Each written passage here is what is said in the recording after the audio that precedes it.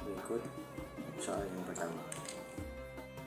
Jelaskan peran penting dari lembaga keuangan syariah dalam perekonomian di Indonesia dan sebutkan lembaga keuangan syariah apa saja yang ada di Indonesia. Baik, keuangan atau lembaga keuangan syariah memainkan peran penting dalam perekonomian di Indonesia dengan kontribusi yang semakin berkembang dalam berbagai sektor. Yang pertama itu pemberdayaan ekonomi umat sesuai dengan prinsip-prinsip syariah. Yang kedua, diversifikasi sumber pemberdayaan. Menawarkan alternatif bagi sektor real di usaha kecil.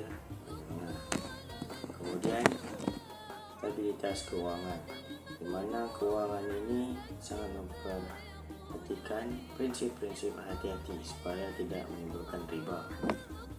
Kemudian, pemberdayaan sektor mikro dan kecil, termasuk ini juga memberikan pembiayaan dari Baitul Mal Watanwil atau BMT kepada masyarakat yang modal terbatas.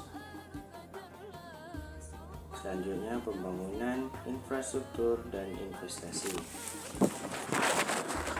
yakni berperan di pembangunan melalui investasi atau pupuk.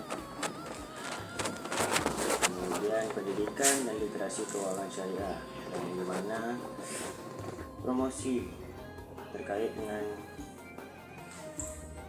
penambahan prinsip-prinsip Islam. Dan selanjutnya, pengurangan kebimbangan ekonomi, menetapkan bagi hasil dan pemerataan. Jika bagi hasil dan pemerataan itu dibagi dengan baik dan benar, maka tidak ada ricu di antara tinggi dan rendah pada penghasilan. Dan juga lembaga keuangan syariah mempunyai peran yang signifikan dalam mendorong pertumbuhan ekonomi yang inklusif dan berkelanjutan di Indonesia. Bank syariah apa saja yang ada di Indonesia? Yang pertama, Bank Umum Syariah BUS, bank syariah seperti Bank Syariah Indonesia Muamalah. Yang lanjut, Unit Usaha Syariah UUS, BPRS, Bank Pembiayaan Rakyat Syariah. 4, Baitul Mal Watanwil dan juga Suku atau reksadana.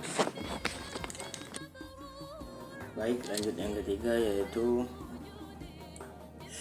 mengapa potensi zakat di Indonesia besar tetapi masih banyak orang Islam yang akan membayar zakat, khususnya zakat mal, dan sebutkan asnaf penerima zakat disertai ayat dalam Al-Quran.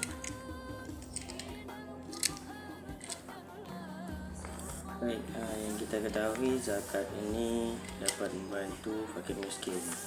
Kemudian, mengapa juga besar di Indonesia? Karena kita ketahui Indonesia sangat banyak rakyat miskin yang membutuhkan bantuan.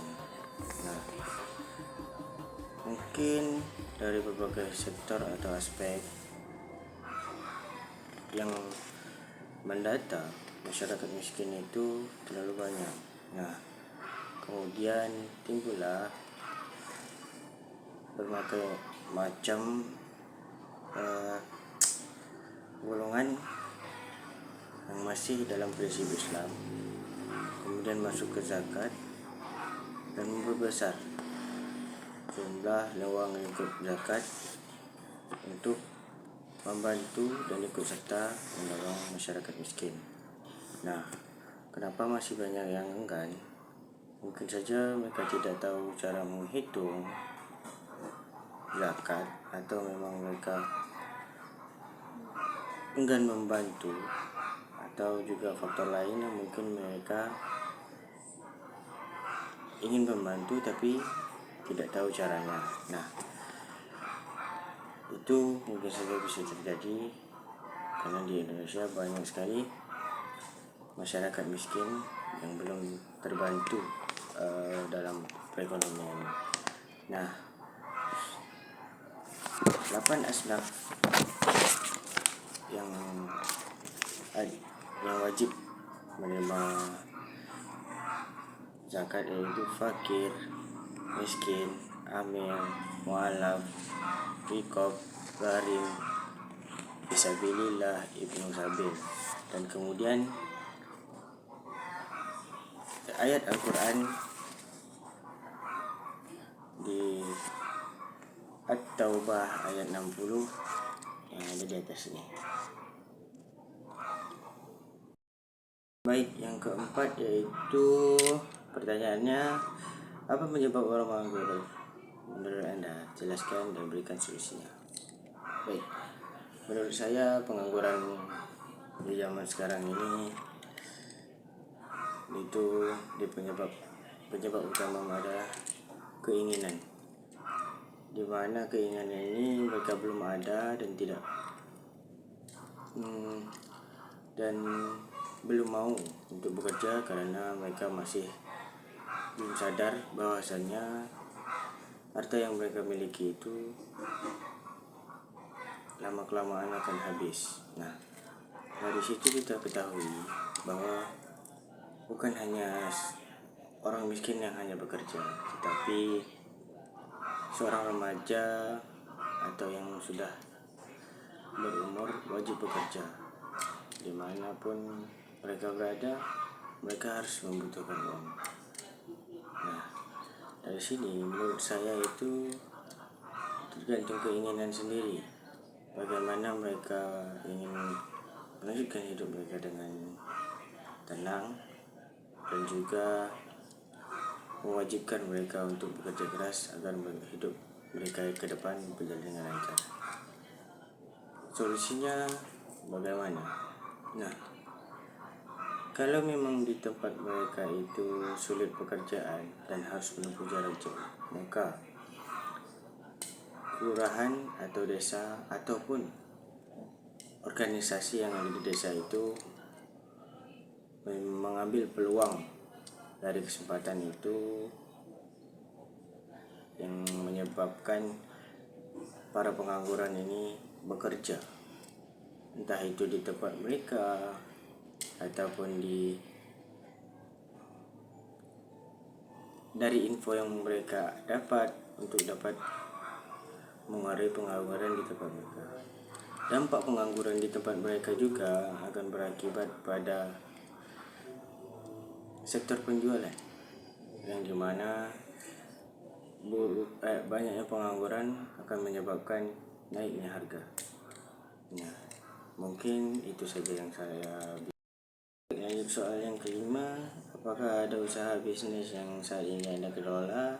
Jika ada, mohon diceritakan profil bisnis Anda dan peluang profit yang didapatkan. Nah, baik. Dari sini yang saya kelola itu adalah kue. Nah, dan itu saya bagi dua dengan saudara kandung saya sendiri, yaitu kakak saya. Nah,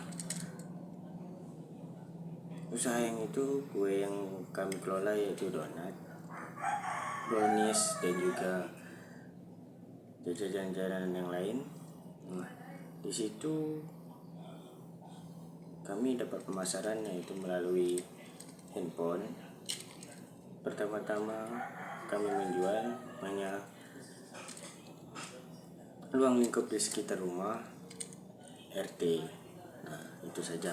Namun setelah beberapa lama kemudian berkembang, dan alhamdulillah satu desa bahkan luar desa juga sudah ada yang pembelinya, dan malah setiap hari itu bisa mendapat 200 sampai 300 ribu untuk per hari.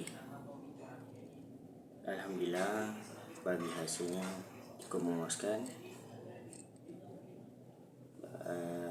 Dari saya mungkin itu. Lebih kurang, Assalamualaikum warahmatullahi wabarakatuh.